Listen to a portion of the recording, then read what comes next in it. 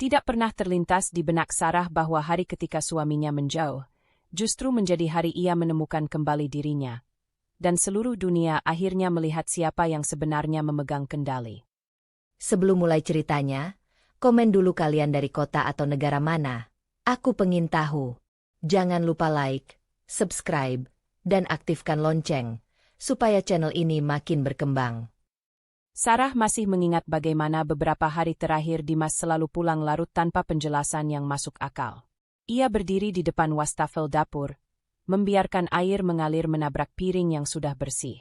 Suara gemericik itu memenuhi ruangan, menyamarkan kekosongan yang sejak minggu lalu terasa semakin pekat. Lampu dapur redup, membuat bayangan tubuhnya memanjang di lantai, sementara jam dinding memantulkan bunyi detik yang tidak kunjung selesai.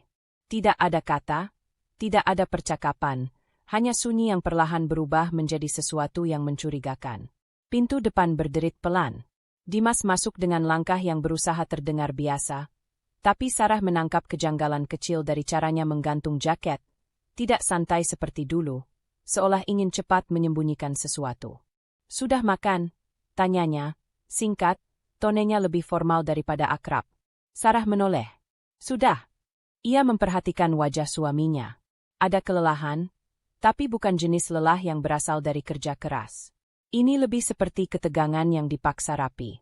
Dimas menghindari tatapannya, menuju kulkas seolah mencari alasan untuk tidak berdiri terlalu dekat. Rutinitas malam mereka, yang dulu sederhana, ringan, penuh percakapan singkat tentang hari masing-masing, kini hanya tersisa gerakan mekanis tanpa rasa. Sarah menutup keran, lalu mengeringkan tangannya perlahan. "Kamu pulang makin malam," ucapnya. Tidak menuduh, hanya mengamati. "Ada banyak rapat?" Jawabannya cepat. Terlalu cepat. Sarah mendekat satu langkah. "Rapat sampai hampir tengah malam." Dimas membuka tutup botol air mineral, minum, lalu mengangguk tanpa menatapnya. "Ya." Mendekati pengangkatan posisi baru. "Semua orang sibuk. Termasuk kamu." "Ya." Satu kata yang datar, seperti pintu yang ditutup dari dalam. Sarah menahan napas sebentar, mencoba memahami apakah sikap Dimas adalah bentuk kelelahan atau jarak yang disengaja. Ia memutuskan untuk tidak melanjutkan kalimatnya, setidaknya malam itu. Apapun yang berubah, ia tahu memaksanya hanya akan membuatnya semakin tertutup. Dimas berjalan menuju ruang keluarga, menyalakan TV tanpa benar-benar menontonnya. Suara presenter berita memenuhi ruang yang sebelumnya sunyi. Sarah duduk di ujung sofa yang sama, tetapi jarak di antara mereka terasa seperti dua kota yang terpisah. Dimas sibuk menatap ponselnya ketika ia pikir Sarah tidak memperhatikan. Notifikasi menyala berkali-kali. "Kerjaan?" tanya Sarah. Ia mencondongkan tubuh sedikit, mencoba menangkap reaksi Dimas. Dimas mengangguk tanpa melihat. "Iya, kerjaan." Namun cara ia memiringkan ponsel itu, sedikit menjauh agar layarnya tidak terbaca, membuat perut Sarah berkontraksi halus. Ia menatap suaminya lama, mencoba mencari sesuatu yang masih familiar. Tapi wajah Dimas kini seperti wajah seseorang yang berpura-pura tenang sambil menyimpan sesuatu di belakang punggung. Hening kembali. TV berbicara, tetapi mereka tidak mendengarnya. Sarah menarik napas perlahan. Jika ini hanya karena tekanan kerja, seharusnya ada upaya kecil dari Dimas untuk mendekat, untuk memberikan sedikit penjelasan. Namun yang ia lihat justru dinding transparan yang semakin tebal. Ia memutuskan memasak teh hangat, alasan sederhana untuk bangkit dari sofa dan memproses apa yang sebenarnya ia rasakan. Aroma daun teh memenuhi dapur, menenangkan, tapi juga membuat ingatannya melayang ke masa ketika Dimas selalu meminta dibuatkan teh setiap pulang kerja, lalu mereka duduk bersama sambil bercerita. Kini, bahkan teh tidak memancing percakapan. Sarah membawa 2 cangkir ke ruang keluarga. "Aku buatkan teh. Mau?" Dimas menoleh sebentar. "Nggak usah. Aku masih banyak hal yang harus aku cek." Ia berbicara seolah Sarah adalah seseorang yang tidak perlu diberi perhatian lebih. Seperti rekan kerja, bukan pasangan. Sarah duduk kembali, menyandarkan punggung sambil menatap cangkir di tangannya. Suara notifikasi ponsel Dimas muncul lagi. Kali ini lebih pelan, tapi cukup untuk membuat hatinya bergerak. "Kenapa kamu nggak cerita apa yang sebenarnya terjadi?" Suaranya lembut, tapi mengandung ketegasan yang selama ini ia tahan. Dimas berhenti mengetik. Ia tidak menoleh. Aku sudah bilang, aku sibuk. Sibuk tidak membuat seseorang berubah seperti ini. Dimas menarik napas panjang, seolah mempersiapkan jawaban yang ingin mengakhiri percakapan. Aku nggak berubah. Kamu aja yang terlalu sensitif belakangan. Ucapan itu bukan hanya menjauhkan, tapi juga meniadakan perasaan Sarah. Tepat di momen itu, Sarah menyadari bahwa ia bukan sedang membesar-besarkan sesuatu. Ada yang benar-benar salah. Dan apapun itu, Dimas sengaja menutupi. Ia memerhatikan lagi ekspresi Dimas yang sesekali melirik layar ponselnya dengan gelisah. Ada sesuatu di sana. Sesuatu yang tidak ingin ia lihat. Sesuatu yang Dimas takutkan ia tahu. Sarah mengambil waktu beberapa detik untuk menahan reaksinya. Ia ingin tetap jernih. Kapan kamu terakhir merasa nyaman bicara sama aku? Tanyanya pelan. Pertanyaan itu membuat Dimas akhirnya menoleh, tetapi hanya sebentar. Aku nggak punya waktu buat bahas hal kayak gini. Sarah tersenyum tipis. Senyum pahit yang hanya muncul ketika seseorang berhenti menyangkal kenyataan. Baik, kalau kamu nggak punya waktu, aku yang akan memperhatikan semuanya. Ia berdiri, membawa cangkir tehnya kembali ke dapur. Langkahnya ringan, bukan karena ia menerima keadaan, tetapi karena ia baru saja memutuskan sesuatu. Ia akan mencari tahu apa yang sebenarnya terjadi, tanpa menunggu Dimas membuka mulut. Ketika ia menaruh cangkir kosong ke meja dapur, sesuatu di dalam dirinya berubah dari sedih menjadi waspada. Perhatiannya lebih tajam, detaknya lebih teratur, dan pikirannya lebih jernih. Malam itu berakhir dengan jarak yang lebih jauh daripada sebelumnya, tetapi justru dari sanalah kecurigaan Sarah mulai tumbuh, bukan dari kata-kata Dimas, melainkan dari semua hal yang ia pilih untuk tidak lakukan. Dan Sarah tahu, ini baru permulaan dari sesuatu yang besar. Sarah bangun pagi dengan kesadaran baru bahwa jarak di antara mereka semalam bukan hal yang kebetulan. Begitu membuka mata, ia mendengar suara langkah Dimas di lorong kamar. Bukan langkah santai seperti biasanya, melainkan langkah terburu-buru, seolah ia ingin keluar sebelum sempat berpapasan. Sarah duduk di tepi ranjang, merapikan rambutnya sambil memperhatikan bayangan suaminya lewat di depan pintu yang sedikit terbuka. Berangkat pagi? Tanyanya sambil keluar dari kamar. Dimas berhenti sejenak, hanya cukup lama untuk menarik napas. Iya, ada hal yang harus disiapkan untuk rapat besar nanti. Jawaban itu terdengar biasa, tapi cara Dimas menghindari tatapannya tidak.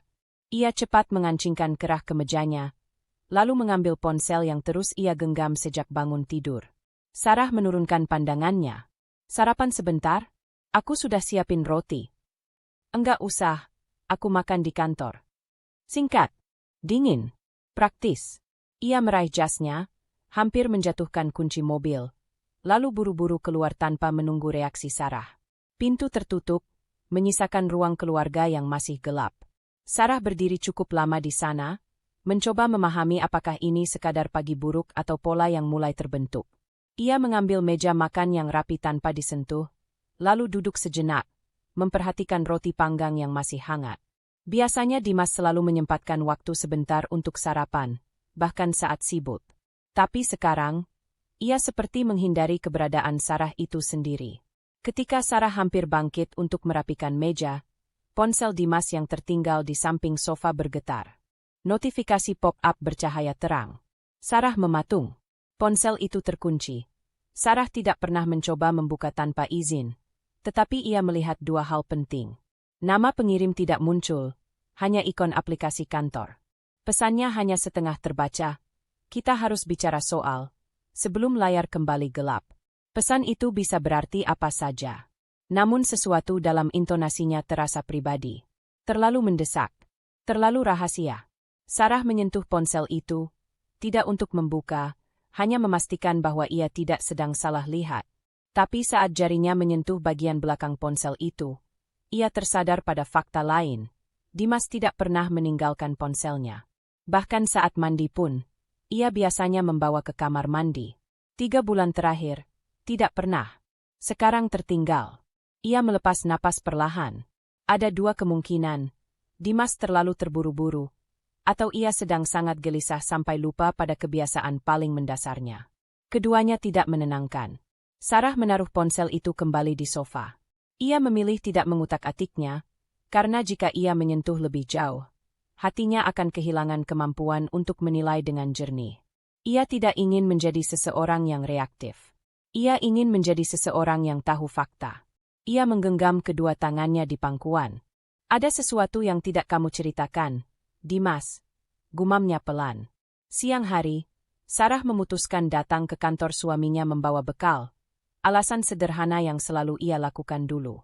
Namun bukan bekalnya yang penting kali ini, melainkan reaksi Dimas.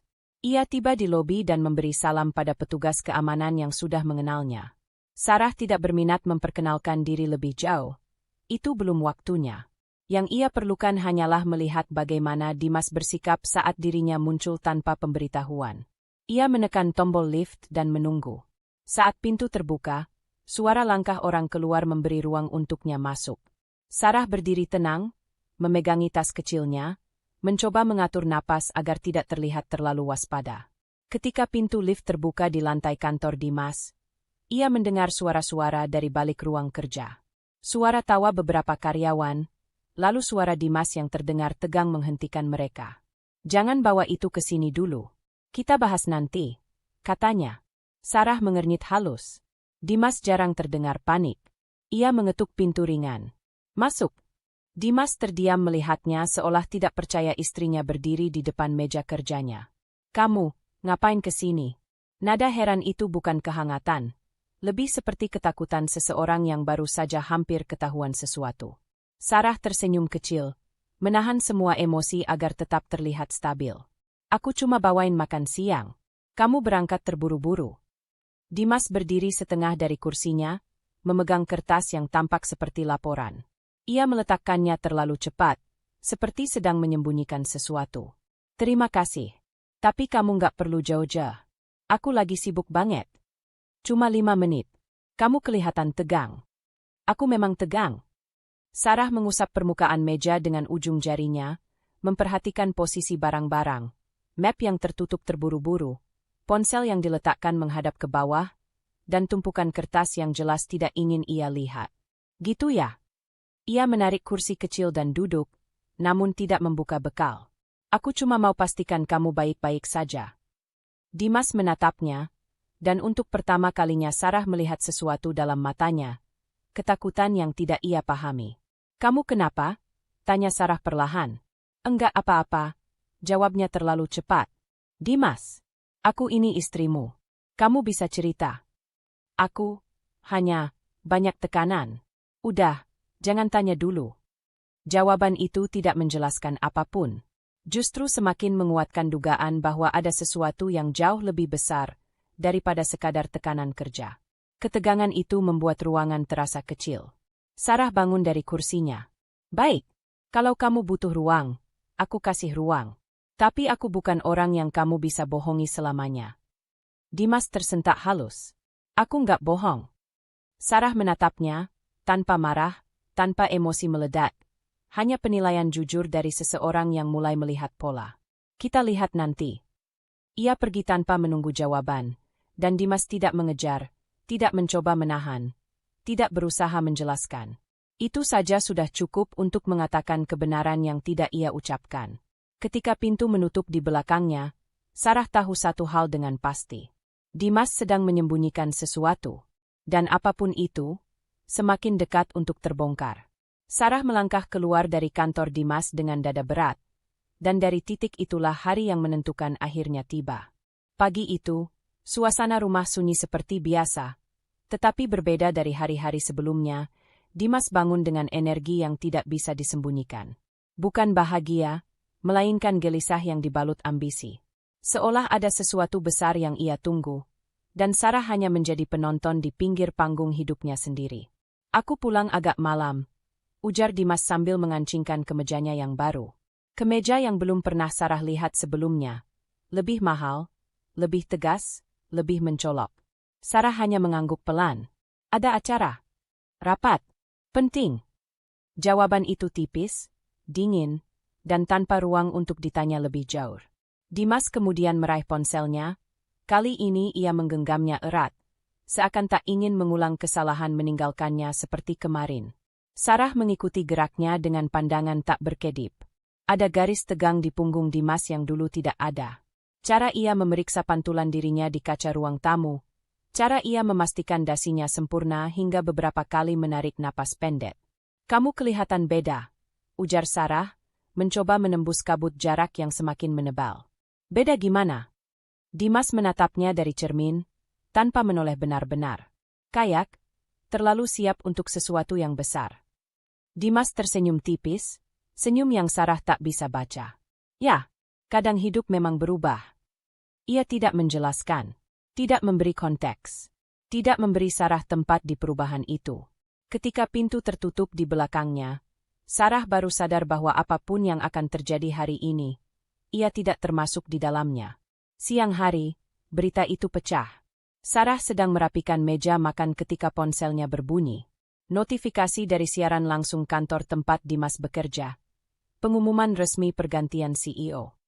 Tangannya otomatis gemetar. Ia menekan video itu, dan layar menampilkan ruangan konferensi besar. Semua karyawan bertepuk tangan. Lampu-lampu sorot memantul di atas panggung. Seorang direktur senior berdiri, memberikan sambutan pendek. "Dan dengan ini, kami mengumumkan CEO baru perusahaan, Dimas Prasetya." Ruangan pecah oleh tepuk tangan panjang. Sarah mematung. Dimas naik ke panggung dengan langkah mantap. Wajahnya berseri-seri. Wibawa baru terpancar dari gerak-geriknya, nyata, kuat, dan penuh determinasi. Tapi bukan itu yang membuat Sarah terdiam, melainkan tatapan mata Dimas. Tatapan seseorang yang merasa akhirnya berdiri di puncak, tetapi tidak menoleh sedikit pun pada perempuan yang mendampinginya bertahun-tahun. Tidak ada pandang terima kasih. Tidak ada senyum kecil yang dulu selalu ia berikan saat menyebut nama Sarah dalam pencapaian kecil sekalipun. Kini, Sarah terasa seperti bagian masa lalu yang tidak perlu ia bawa ke puncak ini. Saat Dimas mulai berbicara, suaranya menggelegar, penuh percaya diri. "Hari ini adalah titik baru dalam hidup saya," katanya. "Saya berjanji membawa perusahaan ini ke arah yang lebih besar." Kalimat itu sederhana, tetapi Sarah mendengar hal lain di baliknya. "Hari ini aku memulai hidup baru, tanpa kamu." Ia menutup video itu sebelum selesai. Bukan karena tidak sanggup melihat, tetapi karena hatinya sudah tahu. Dimas pulang jauh lebih malam daripada yang ia janjikan. Saat ia membuka pintu, masih ada jejak sorakan dan lampu panggung di aura tubuhnya. Ia menaruh jasnya di sofa, seolah rumah itu hanya tempat singgah sementara. "Kamu nonton acaranya?" tanyanya sambil membuka kancing kemeja. "Nonton," jawab Sarah tenang. "Ya, begitu deh. Banyak yang harus dipikirkan sekarang. Tanggung jawab besar." Sarah memperhatikannya. Caranya berdiri lebih tegak.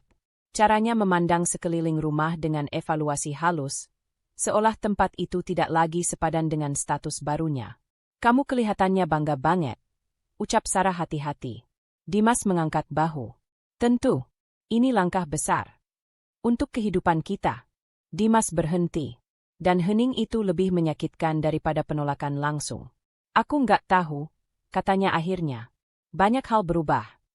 Sarah merasakan dadanya menghangat, bukan oleh amarah, tetapi oleh kejelasan. "Termasuk aku." "Jangan mulai, Sar." Nada Dimas tajam, seperti seseorang yang tidak punya waktu menghadapi emosi perempuan yang pernah ia cintai. "Aku lagi nggak pengin drama." "Ini bukan drama." Sarah menahan suaranya agar tidak pecah. "Ini pernikahan kita."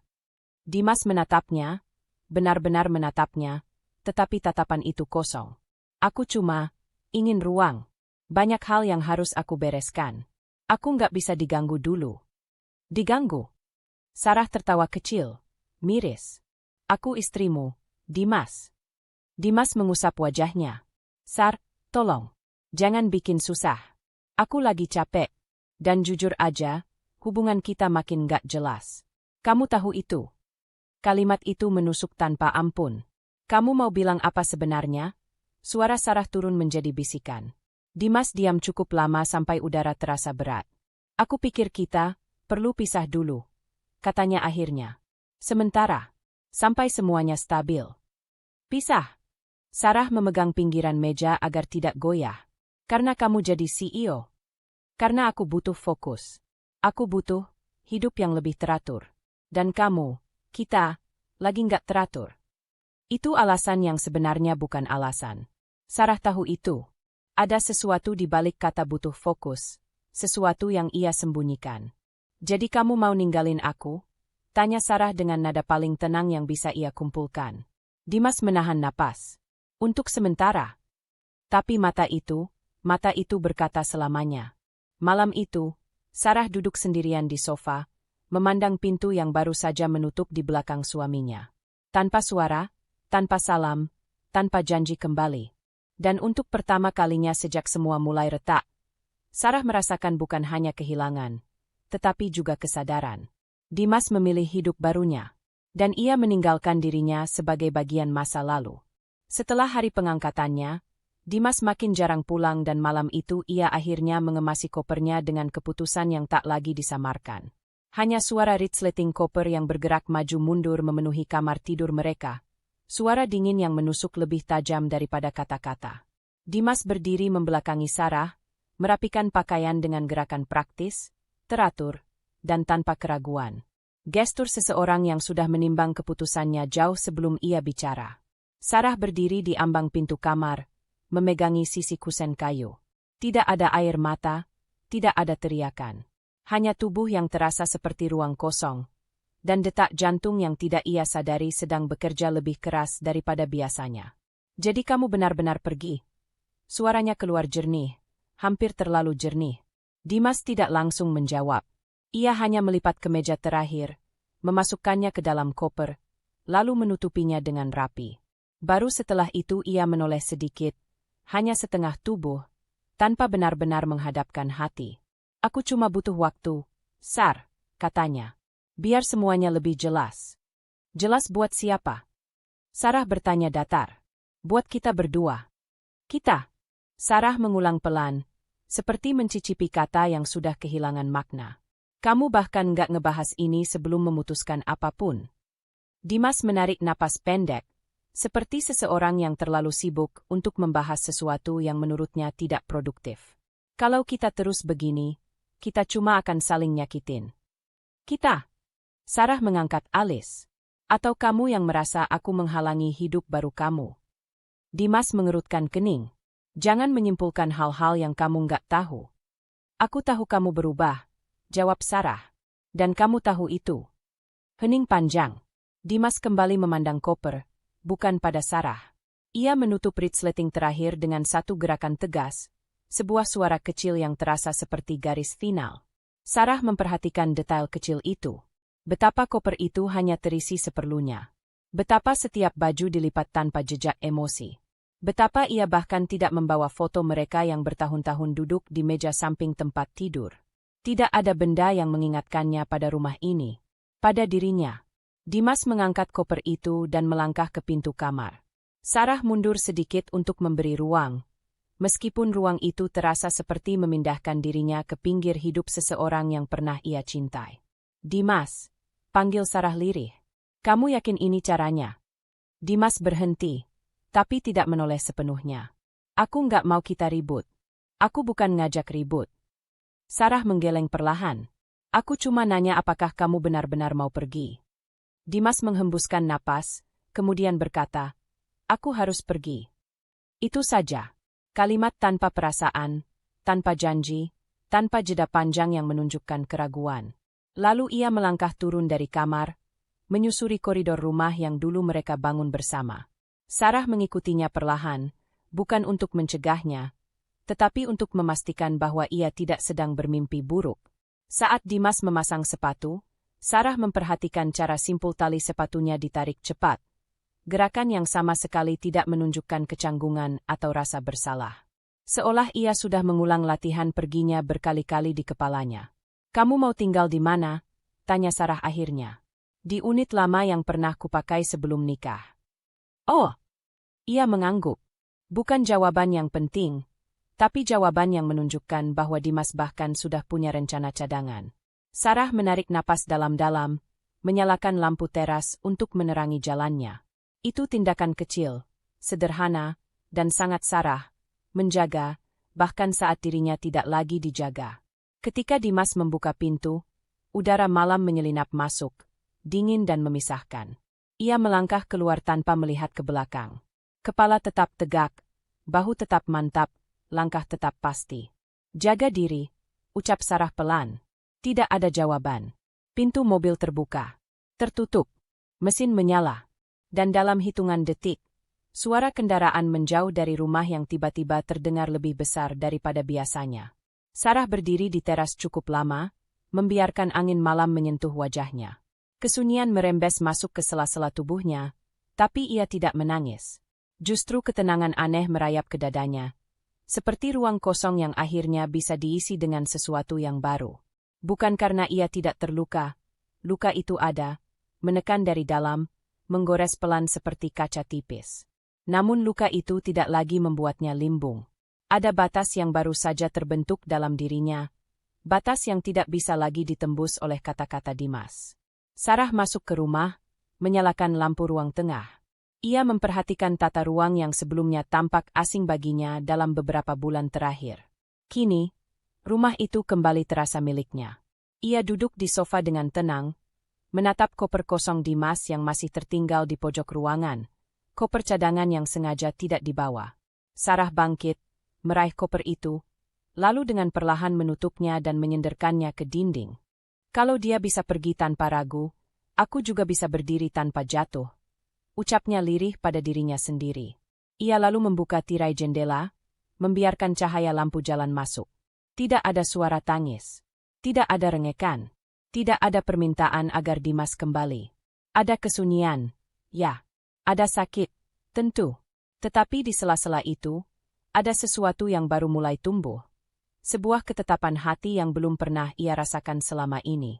Dan malam itu, di rumah yang akhirnya sunyi dan jujur, Sarah tahu. Kepergian Dimas bukan akhir dari dirinya.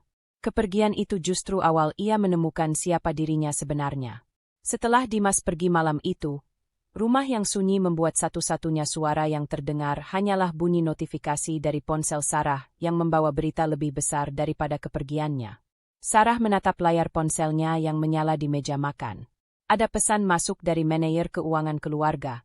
Orang yang sudah bekerja lama untuk ayah mendiang Sarah dan sudah lama tidak pernah menghubunginya kecuali urusan penting. Besok rapat kepemilikan tahunan. Dokumen sudah siap ditandatangani. Posisi CEO baru sudah diumumkan. Anda perlu hadir sebagai pemilik utama. Sarah mematung. Kalimat itu bukan hal baru, bukan kejutan sepenuhnya. Ia memang tahu perusahaan besar itu warisan ayahnya. Tetapi selama ini, ia tidak pernah terlibat, tidak pernah mengunjungi kantor, tidak pernah mengambil keputusan langsung. Baginya, perusahaan itu adalah bagian dari masa kecilnya, bukan bagian dari pernikahannya. Dan Dimas tidak pernah tahu. Bukan karena Sarah sengaja menyembunyikan. Ia hanya tidak merasa perlu menyuarakan sesuatu yang tidak pernah ditanyakan. Namun kini, setelah semuanya terjadi, pesan itu seperti garis tebal yang menghubungkan kejadian-kejadian sebelumnya. Dimas, suaminya yang baru saja meninggalkannya, adalah CEO baru dari perusahaan miliknya. Sarah menghela napas dalam-dalam, membiarkan fakta itu mendarat sepenuhnya tanpa terburu-buru. Di ruang tamu, lampu malam memantulkan cahaya lembut pada dinding, mengingatkannya bahwa segala sesuatu yang terlihat sederhana kadang menutupi struktur besar di bawahnya. Ia melangkah ke ruang kerja kecilnya, membuka laci meja, dan menarik keluar map dokumen lama. Map yang selama ini ia simpan tanpa benar-benar membuka.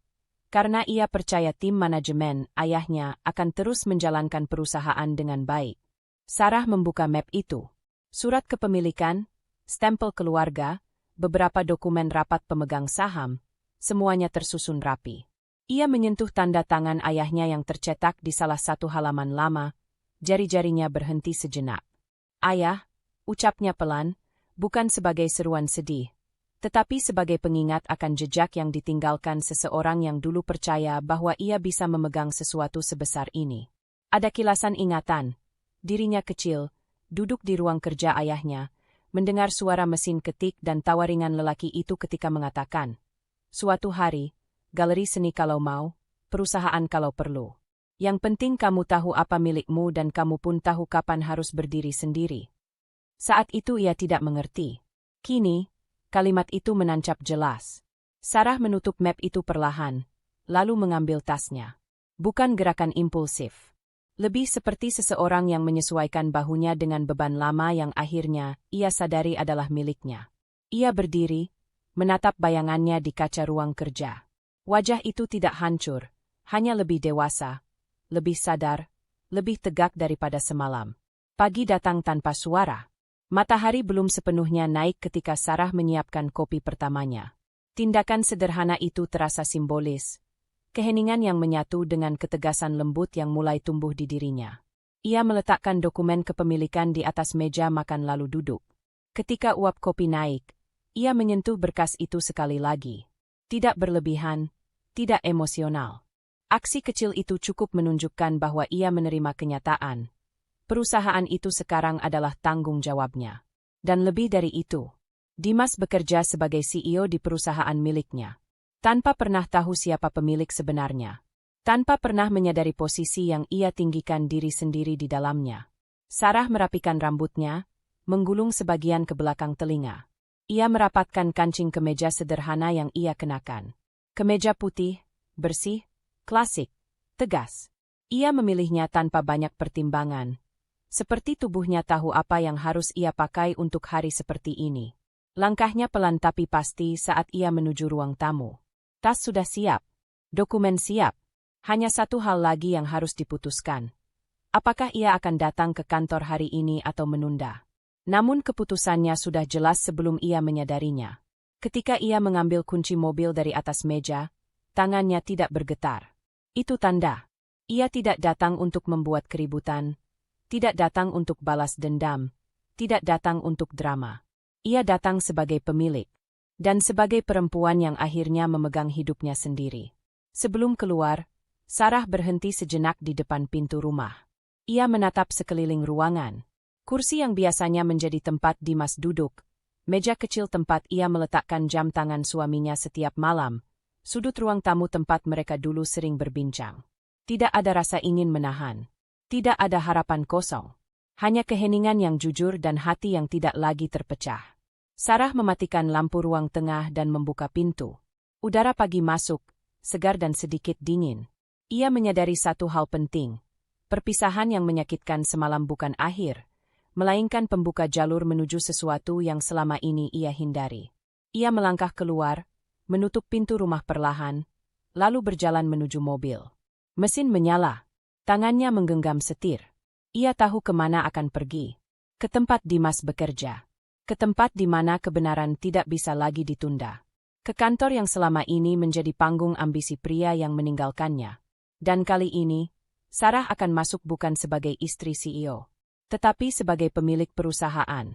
Dengan tekad yang sudah ia mantapkan sejak pagi, Sarah menyalakan mobilnya dan menuju kantor tempat Dimas bekerja, membawa keputusan yang tidak lagi bisa ditunda. Gedung itu menjulang tinggi ketika Sarah memarkir mobilnya di area VIP. Area yang selama ini ia abaikan karena ia tidak pernah menggunakannya. Begitu ia keluar, udara pagi menyentuh wajahnya dengan kesejukan yang anehnya justru menambah kejelasan langkahnya. Tidak terburu-buru, tidak ragu. Setiap langkah seperti menegaskan sesuatu yang sudah lama tertahan. Sarah merapikan ujung kemejanya, lalu melangkah ke pintu utama gedung. Karyawan yang lalu lalang memperlambat langkah ketika melihatnya. Meski mereka tidak segera mengenali, yang mereka tangkap pertama kali bukan identitasnya, melainkan cara ia masuk. Tenang, tegak, tidak mencari perhatian, tetapi secara alami menjadi pusat. Saat ia mendekati meja resepsionis, dua staf yang sedang berbincang langsung menghentikan percakapan. Keduanya berdiri lebih lurus, tanpa benar-benar paham alasan tubuh mereka merespons begitu refleks. Sarah mengangguk sopan. Selamat pagi. Pagi, Bu. Jawab resepsionis yang tampak ragu apakah harus menyapanya sebagai tamu atau seseorang yang lebih tinggi dari itu. Tatapannya turun cepat pada map dokumen yang Sarah bawa, lalu naik lagi dengan kebingungan halus. Ada yang bisa kami bantu? Tanya staf lainnya. Sarah tersenyum kecil, sopan, tetapi tidak menjelaskan lebih dari yang perlu. Saya ingin naik ke lantai direksi. Kalimat sederhana itu membuat sepasang dahi mengernyit bersamaan. Lantai direksi bukan tempat sembarang tamu masuk. Namun cara Sarah mengatakannya, tenang, pasti, tanpa permohonan, membuat mereka enggan mempertanyakan lebih jauh. Baik, Bu. Resepsionis menekan tombol akses internal, lalu menggeser ID visitor premium ke arahnya. Silakan gunakan ini. Sarah menerimanya dengan anggukan. Terima kasih. Saat ia berjalan menuju lift, beberapa karyawan yang baru masuk kantor menghentikan langkah. Sebagian mencoba mengingat, mungkin pernah melihat wajah itu di foto lama atau dokumentasi internal perusahaan. Beberapa yang lebih senior menundukkan kepala perlahan, seperti kaget bertemu seseorang yang tidak mereka duga. Pintu lift berbunyi lembut saat terbuka. Sarah menekan angka lantai tertinggi, lalu berdiri tegap menunggu. Semakin tinggi lift bergerak, semakin sunyi ruang itu, namun tidak ada ketegangan dalam dirinya. Hanya kesadaran bahwa ia sedang memasuki ruang yang selama ini ditinggalkan. Ketika pintu lift terbuka, lorong lantai direksi menyambut dengan kesunyian profesional. Dinding kaca, lantai mengilap, dan suasana yang biasanya terasa steril kini berubah sedikit ketika kehadiran Sarah menembusnya. Beberapa staf yang sedang membawa dokumen langsung berhenti. Tatapan mereka saling bertukar cepat. Tidak ada yang berbicara, tetapi ekspresi mereka jelas. Siapa perempuan ini? Kenapa ia masuk tanpa ragu? Dan kenapa rasanya, kami sebaiknya tidak menghalangi? Sarah berjalan perlahan, memperhatikan detail yang dulu sering ia lihat saat menemani ayahnya. Aroma khas mahoni dari ruang direktur, pantulan cahaya dari meja kaca, dan suara langkah yang menggema halus. Ada salah satu staf senior yang sempat melirik nama tag di kartu visitor milik Sarah, dan wajahnya berubah tegang. Ia buru-buru menunduk, mengalihkan tatapan, seakan menyadari sesuatu yang tidak ia sebutkan. Sarah tidak menyapa siapapun. Tidak karena sombong, tetapi karena setiap langkahnya sudah memiliki tujuan. Ketika ia melewati ruang rapat kecil, pintunya sedikit terbuka. Staf di dalamnya berhenti berbicara. Seorang dari mereka sempat berdiri refleks, tetapi tidak berani memanggil. Keheningan itu mengikuti Sarah hingga ia berhenti di depan pintu besar ruang CEO. Ruang itu kini milik Dimas, suaminya. Atau, kini, hanya pria yang pernah ia nikahi. Sarah berdiri di depan pintu selama 1 detik, menarik napas teratur. Ia mengetuk pelan, bukan meminta izin, hanya memberi tanda. Dari dalam tidak ada suara. Kantor terlihat kosong melalui kaca buram sebagian. Tapi Sarah tidak datang untuk Dimas. Ia datang untuk mengambil haknya. Perlahan, ia membuka pintu ruang CEO.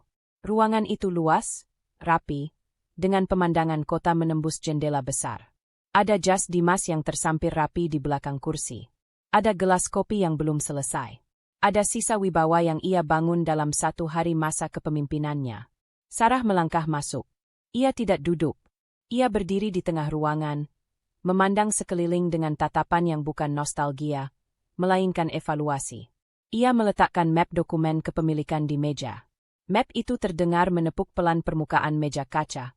Suara kecil, namun dalam ruang sunyi itu menjadi penanda yang sangat jelas. Suara langkah terburu-buru terdengar di koridor. Seorang staf senior muncul di ambang pintu. Wajahnya terkejut, lalu menunduk sopan. Bu, Sarah, suaranya terbata. Sarah menoleh dengan tenang. Ya. Staf itu terlihat makin gugup. Apakah ada yang bisa kami bantu? Sarah hanya berkata, lembut namun pasti. Saya ingin melihat perusahaan saya. Kalimat itu membuat staf tersebut menunduk lebih dalam. Gugup, hormat, namun juga mengerti. Baik, Bu, akan saya persiapkan. Sarah mengangguk dan kembali menatap ruangan. Ada ketegangan elegan yang memenuhi udara, kombinasi antara kejutan para karyawan dan wibawa yang mulai memantap dalam diri Sarah. Ia tidak berteriak, tidak menuntut, tidak menunjukkan amarah. Ia hanya masuk dan mengambil ruang yang memang seharusnya menjadi miliknya. Dan ketika ia menyentuh permukaan meja itu untuk pertama kalinya, Sarah tahu satu hal. Ia datang ke sini bukan sebagai istri yang ditinggalkan.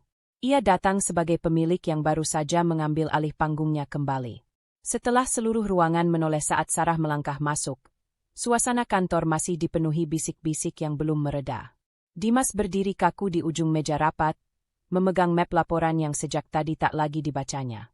Kemeja putihnya tampak rapi, tetapi ekspresinya pecah kecil-kecil setiap kali matanya menangkap sosok Sarah. Ia berdeham, mencoba menegakkan wibawa yang biasanya begitu mudah ia pamerkan. Namun hari itu tubuhnya terasa seperti menyusut di tengah cahaya yang justru jatuh pada perempuan yang baru saja masuk.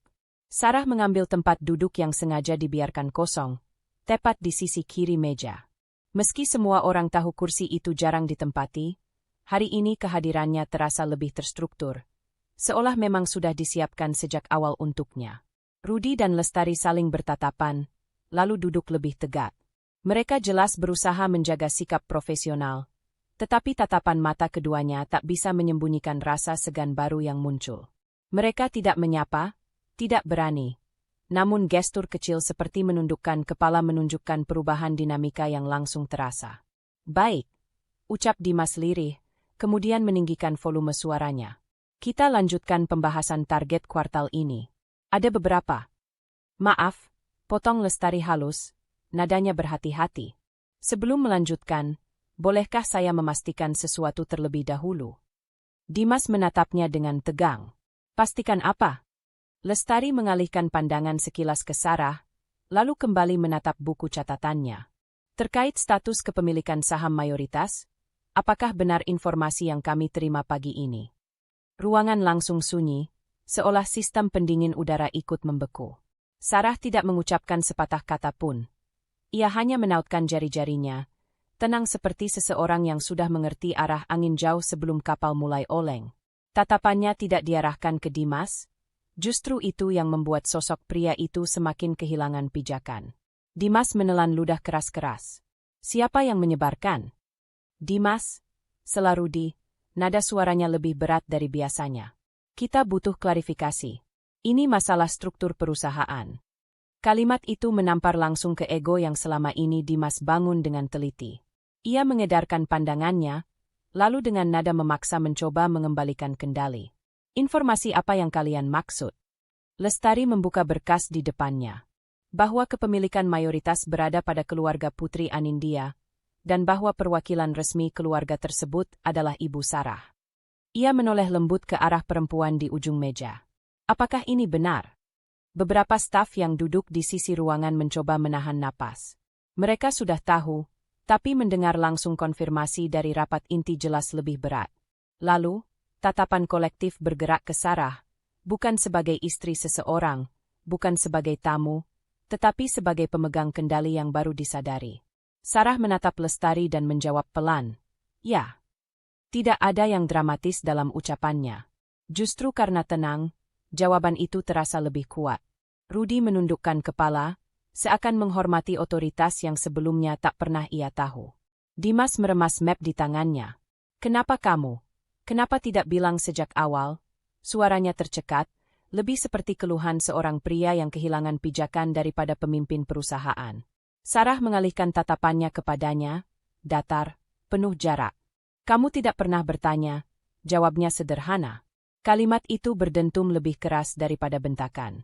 Rudy memalingkan wajah, Lestari menghela napas pelan. Tidak ada yang berani menengahi. Dimas mengusap wajahnya, mencoba memulihkan citra yang mulai retak.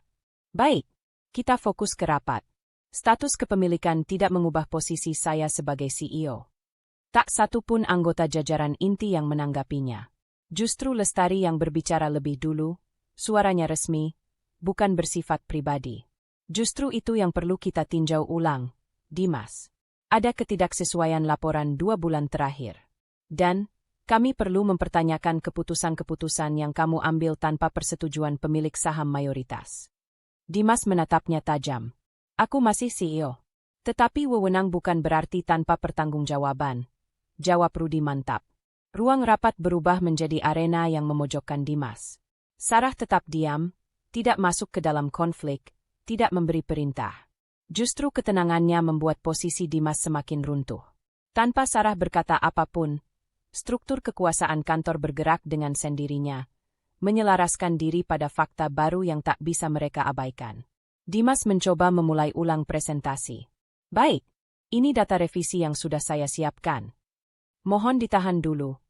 Lestari memotong lagi, kali ini lebih tegas. Kami butuh akses penuh ke laporan asli, bukan versi revisi. Ini laporan asli, sahut Dimas keras. Beberapa kepala menoleh dengan rasa tidak nyaman. Ketegangan berubah dari sinis menjadi iba yang samar. Tatapan ke arah Dimas tak lagi menghormati, melainkan mempertanyakan. Sarah menggeser pandangannya ke layar presentasi, lalu berkata singkat, "Bukalah file yang belum kamu edit." Nada suaranya tetap lembut, tetapi Dimas bereaksi seakan diperintah oleh atasan langsung. Ia terhenti, mencoba menahan emosi yang memanas, lalu membuka folder lain dengan tangan sedikit gemetar. Rudi dan Lestari memperhatikan perbedaan angka di layar.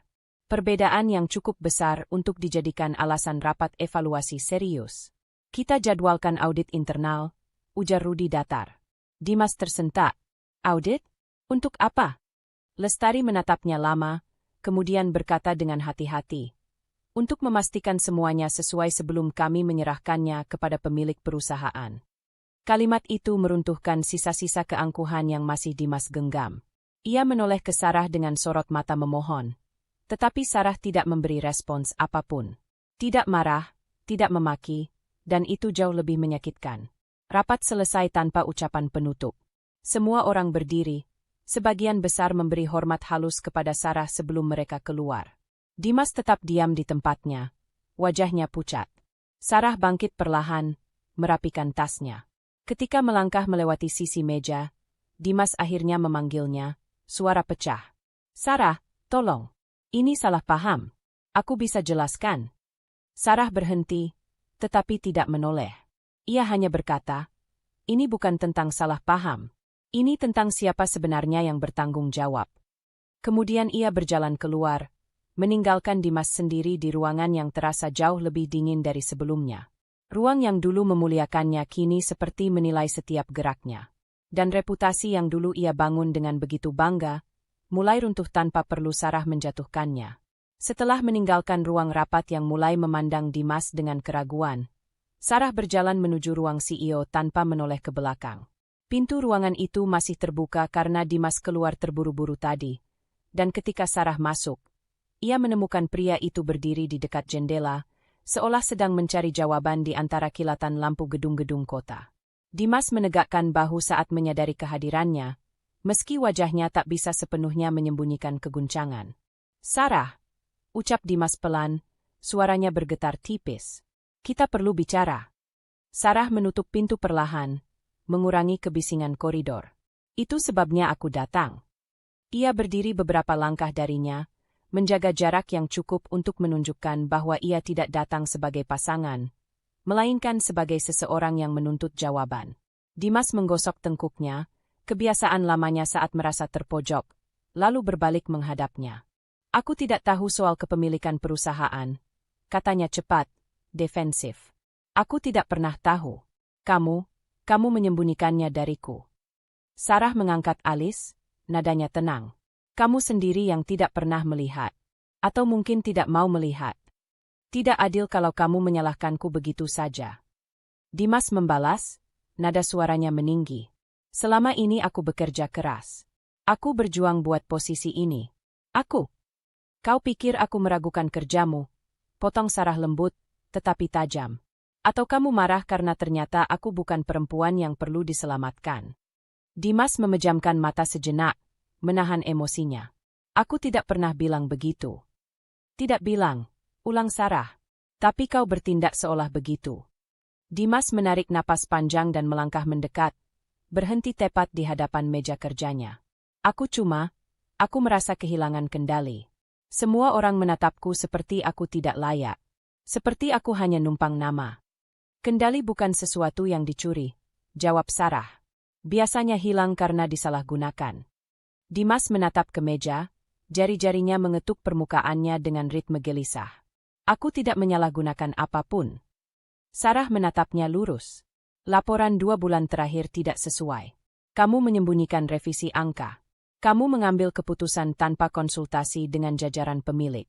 Itu bukan hanya keteledoran." "Sarah," Dimas menelan ludah. "Aku cuma ingin membuktikan diri. Aku ingin menunjukkan bahwa aku bisa memimpin tanpa bergantung pada siapapun. Termasuk kamu." "Itu ambisi," balas Sarah. Bukan alasan untuk memanipulasi data. Dimas terlihat tersentak. Aku tidak memanipulasi. Hanya menyesuaikan sebelum laporan final. Sama saja, ucap Sarah tegas. Perusahaan bergantung pada kejujuran laporan. Kamu tahu itu. Dimas mulai gelisah. Ia berjalan bolak-balik di antara meja dan jendela, seolah gerakannya dapat membantu membangun kembali kendali yang sudah hilang.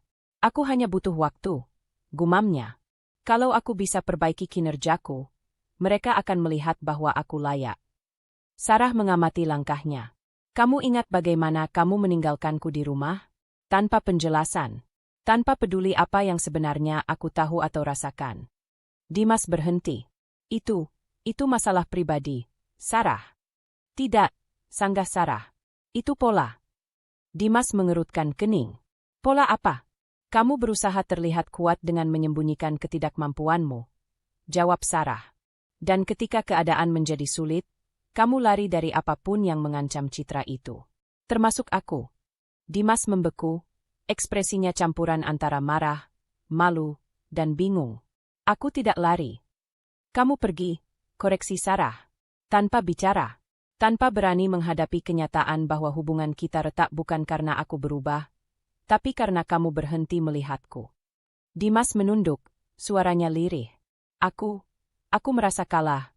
Sarah, kamu selalu kuat, selalu tenang. Aku tidak tahu bagaimana harus menyamai itu. Kau tidak perlu menyamai, balas Sarah. Kau hanya perlu jujur. Keheningan panjang mengisi ruangan. Dimas tampak kewalahan, seolah baru menyadari betapa banyak hal yang sempat ia abaikan. Ia menatap Sarah, matanya mulai memerah. Apa yang kamu inginkan dariku sekarang? Dimas bertanya, kali ini tanpa nada defensif. Lebih seperti seseorang yang akhirnya berani membuka luka. Sarah memandangnya beberapa detik. Yang aku inginkan hanya satu, kejujuran. Aku jujur, gumamnya. Sarah menggeleng pelan. Tidak, kau baru jujur ketika sudah tidak punya pilihan. Dimas menghela napas berat, lalu mendekat sedikit. Kalau aku bilang aku masih mencintaimu, apa itu akan mengubah sesuatu? Sarah tidak bergerak. Cinta yang hanya muncul saat kamu butuh diselamatkan bukan cinta. Itu ketakutan. Dimas terdiam. Kata-katanya seakan macet di tenggorokan. Sarah melanjutkan dengan nada yang lebih lembut, namun tetap kokoh. Aku tidak menutup pintu untuk kebenaran. Tapi aku menutup pintu untuk kebohongan. Dimas menatapnya lama, lalu akhirnya berucap lirih. Jadi, apa artinya itu? Sarah menjalankan jarinya di permukaan meja, lalu menatapnya dalam. Artinya kamu harus menghadapi konsekuensi dari tindakanmu. Tanpa berlindung di belakang siapapun. Termasuk aku. Wajah Dimas mengeras. Ia mencoba mengangguk, tetapi gerakan itu terputus setengah karena emosinya sendiri. Aku mengerti. Sarah kemudian berkata pelan, dan ada satu hal lagi yang harus kamu dengar. Dimas mendongak, menunggu. Kamu bukan kehilangan kendali, ujar Sarah. Kamu kehilangan dirimu sendiri.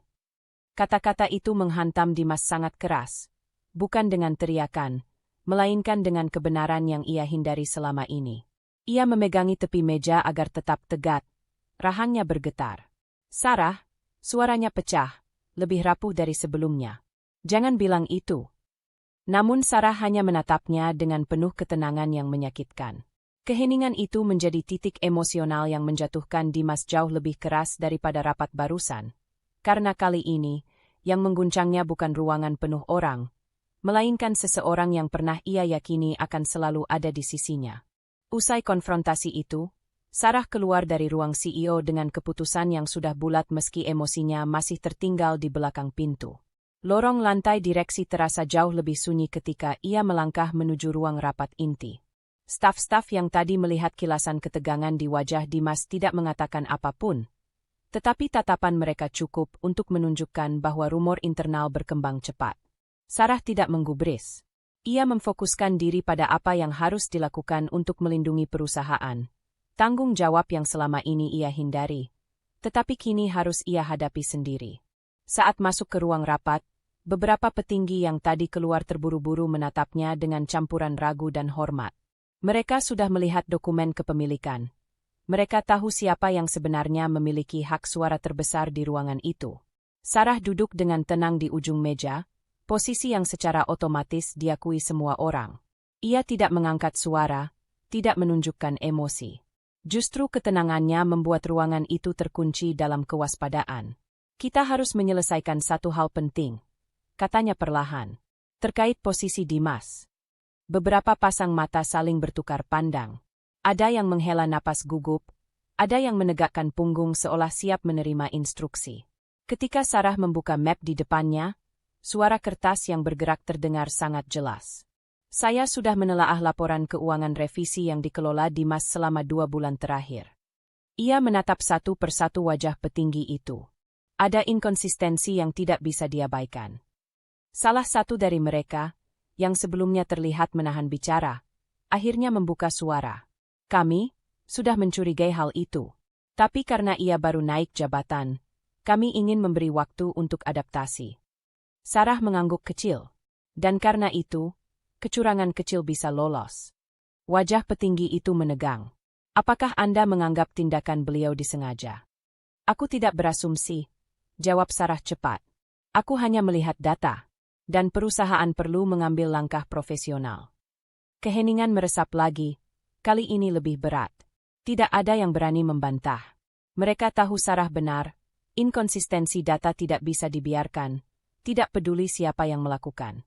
Apalagi yang mengeluarkannya adalah orang yang justru seharusnya menjaga integritas. Sarah menaruh pena di atas meja, lalu berkata, kita akan melakukan pembekuan tugas sementara. Efektif hari ini. Beberapa orang tampak terkejut, tetapi tidak ada yang melawan. Justru beberapa menunjukkan ekspresi lega, seolah keputusan itu mengeluarkan mereka dari tekanan yang selama ini mereka tahan di bawah pimpinan baru yang terlalu cepat naik. Kita akan bentuk audit internal khusus dari tim yang sudah ada, lanjut Sarah. Tidak ada tim tambahan. Tidak ada orang dari luar. Semua tetap dalam kendali kita. Baik, salah satu petinggi lain menyahut. Kami siap menindaklanjuti. Sarah menutup map tersebut. Saya akan menandatangani pernyataan resmi untuk pembekuan jabatan. Tolong siapkan dokumennya dalam 1 jam. Ketika rapat selesai, Sarah meninggalkan ruangan dengan langkah teratur. Tekanan yang menggelayut tidak membuatnya melambat. Justru langkahnya semakin tegas karena ini bukan lagi tentang hubungan pribadinya. Ini tentang sebuah perusahaan besar yang bertahun-tahun dibangun ayahnya. Begitu ia keluar, ia melihat Dimas berdiri di lorong tak jauh dari pintu rapat. Sepertinya dari cara ia memegangi pinggir dinding dan bahunya sedikit gemetar, ia mendengar sebagian percakapan dari luar. Tatapannya tertuju pada Sarah, dan ada sesuatu dalam sorot matanya yang belum pernah terlihat sebelumnya. Ketakutan yang tidak ia tutupi, rasa kehilangan kontrol yang tidak bisa ia sembunyikan. Dimas tidak menyapa. Ia hanya menahan napas, menunggu. Sarah berhenti beberapa langkah darinya. Tidak terlalu dekat. Keputusan sudah dibuat, ucapnya tenang. Dimas menelan ludah. Pembekuan jabatan. Ya. Wajah Dimas tampak memucat pelan. Ia mencoba tersenyum pahit, tetapi gagal. Jadi, sejauh itu kamu menilai aku gagal? Sarah tidak menjawab langsung. Ia menatap ekspresi kecil di wajah Dimas. Bagaimana rahangnya menegang, bagaimana matanya bergerak resah, bagaimana jari tangannya menggenggam ujung kemejanya sendiri. Semuanya tanda seseorang yang sedang berusaha berdiri tegak ketika fondasi di bawahnya runtuh. Itu bukan penilaian tentang kamu sebagai suami. Akhirnya Sarah berkata, ini penilaian tentang kamu sebagai bagian dari perusahaan. Dimas memalingkan wajah, seolah menahan diri agar tidak mengatakan sesuatu yang didorong oleh ego. Ia menarik napas panjang, lalu kembali menatap Sarah. Dan semua ini terjadi karena kamu kembali mengambil peranmu. Saya mengambil tanggung jawab, koreksi Sarah, tanpa mengubah intonasi. Dimas meremas jari-jarinya. Kalau aku bilang aku menyesal, itu mungkin tidak berarti apa-apa, ya. Kamu menyesal karena ketahuan, ucap Sarah lembut. Bukan karena melakukannya. Kata-kata itu membuat Dimas terdiam seperti seseorang baru saja menarik napasnya keluar dari dadanya. Ia tidak berteriak, tidak menyangkal. Ia hanya berdiri di sana, tampak lebih kecil dari sebelumnya, menyadari bahwa pembekuan ini bukan sekadar tindakan profesional. Ini cermin yang membalikkan bayangannya sendiri. Aku akan menerima keputusan itu, katanya lirih. Sarah mengangguk. Baik. Tidak ada amarah. Tidak ada balasan emosional. Hanya fakta. Sore itu, sebelum Sarah meninggalkan kantor, dokumen resmi pembekuan jabatan sudah ditandatangani. Ia memeriksa setiap detail, memastikan tidak ada kata yang membias atau membuka ruang interpretasi. Di luar ruangan, Dimas berjalan pelan menuju lift, langkahnya tidak teratur. Ia tidak menunduk, tetapi bahunya berat. Bukan dramatisasi, hanya manusia yang dihantam kenyataan yang ia bangun sendiri. Ketika pintu lift menutup di depan wajahnya, Sarah menyadari sesuatu. Reputasi Dimas tidak runtuh karena ia tidak mampu. Reputasinya runtuh karena ia tidak jujur pada dirinya sendiri. Dan keheningan setelah pintu lift menutup terasa seperti penutup dari sesuatu yang sudah terlalu lama dibiarkan retak. Setelah pembekuan jabatannya diumumkan secara internal, Dimas menghabiskan berjam-jam di ruangannya dengan pikiran yang berputar tak henti. Ia duduk di kursi yang beberapa hari lalu terasa seperti simbol kemenangan, tetapi kini justru menjadi pengingat pahit akan betapa cepatnya keadaan berbalik. Ruangan itu sunyi kecuali suara jemarinya yang mengetuk meja, tanda bahwa ia masih mencoba menemukan celah. Walau ia tidak lagi berhak bekerja penuh sebagai CEO, ia masih punya akses terbatas. Dan ia berniat memanfaatkannya. Dimas berdiri dan meraih beberapa dokumen yang berserakan. Ia membuka laptop, mencari laporan-laporan lama, mencoba membuktikan bahwa kesalahan yang ditemukan bukan karena niat buruknya. Ia mengetik cepat, menelusuri email-email, mengumpulkan angka-angka, bahkan memeriksa kembali grafik performa yang ia buat. Semakin ia mencari, semakin ia menyadari bahwa tidak ada data yang benar-benar bisa membela dirinya. Namun ego membuatnya terus mencoba. Pintu diketuk pelan. Salah satu petinggi yang tadi ikut rapat muncul di ambang pintu. Dimas, apa kau membutuhkan sesuatu? Dimas menegakkan badan. Saya butuh kesempatan untuk menjelaskan posisi saya. Saya ingin bertemu Dewan. Petinggi itu ragu. Sarah sudah membuat keputusan, dan audit internal sudah berjalan. Saya tahu, jawab Dimas cepat, suaranya mengeras sedikit. Tapi saya masih berhak membela diri. Saya ingin memperlihatkan data ini. Ia menunjukkan tumpukan dokumen di tangannya. Petinggi itu melihat sekilas, tetapi tidak menyentuh. Kami akan meneruskannya ke tim audit.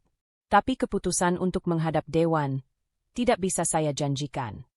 Dimas menahan frustrasi, tetapi ia mengangguk. Baik, tolong lakukan itu. Setelah pintu ditutup kembali, ia mendesah dalam. Ia merasa seperti sedang mengejar bayangan, berlari, tetapi tidak mendekat kemanapun. Beberapa jam kemudian, Dimas memberanikan diri keluar dari ruangannya dan mendatangi ruang rapat kecil di mana sebagian petinggi sedang menyusun agenda. Begitu ia masuk, percakapan mereka langsung terhenti. Maaf mengganggu, ucap Dimas sambil mencoba menjaga wibawa. Saya ingin menjelaskan beberapa bagian yang disalahpahami. Mereka saling bertukar pandang. Salah satunya berkata, kami sedang mempersiapkan laporan untuk audit. Jika ada tambahan, kirimkan melalui email. Aku lebih baik menjelaskannya langsung. Dimas menahan nada suaranya agar tetap stabil. Beberapa hal tidak bisa dituliskan begitu saja. Kami memahami, jawab petinggi itu hati-hati. Tapi hingga proses audit selesai, kami tidak bisa memberi ruang penjelasan langsung. Dimas menahan napas. Jadi kalian menolak mendengarkanku? Bukan marah. Lebih seperti seseorang yang mencoba memahami bagaimana ia kehilangan pijakan begitu cepat. Ini prosedur, jawab mereka. Dimas tidak berkata apapun lagi. Ia keluar ruangan dengan langkah panjang, tetapi di dalam dadanya sesuatu makin mengeras. Rasa kalah yang ia coba tutupi dengan keyakinan tipis. Siang itu, ia meminta waktu bicara dengan Sarah. Ia mengirim pesan singkat melalui staf, dan Sarah menerimanya di ruang meeting kecil yang berdekatan dengan lift lantai direksi. Sarah duduk tegak ketika Dimas masuk.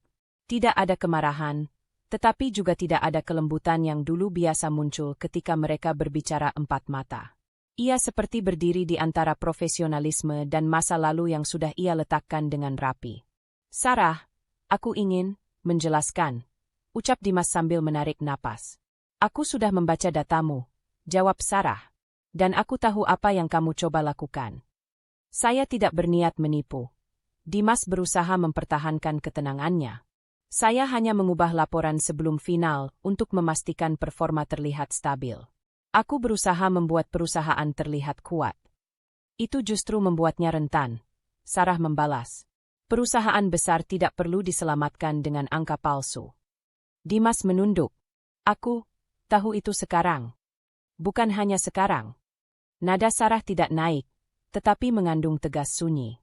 Kamu harus tahu itu sejak kamu menerima posisi ini. Dimas mengangkat wajahnya, menatap langsung. Setidaknya berikan aku kesempatan untuk bicara di depan dewan. Biarkan aku menjelaskan apa yang sebenarnya terjadi. Kamu bukan tidak diberi kesempatan, jawab Sarah.